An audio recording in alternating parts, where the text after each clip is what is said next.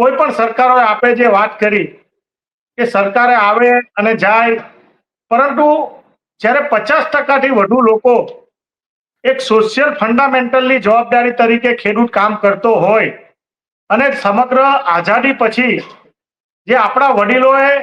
જે આખું આ માળખું બનાવેલું છે, ખેડૂત સહકાર અને સામાજિક એકતા,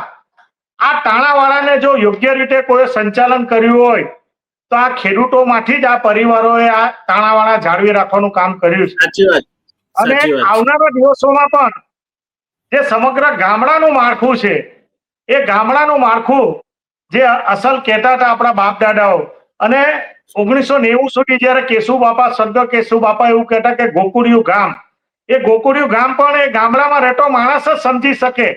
રાજકીય રીતે એની મૂલવણી જે રીતે આપ કરતા હોય, લોકો કરતા હોય, પરંતુ આ ગામડું બચશે, આ ગ્રામ્ય જીવન બચશે તો આ ખેડૂત સહકારી માળખું, સામાજિક રીતે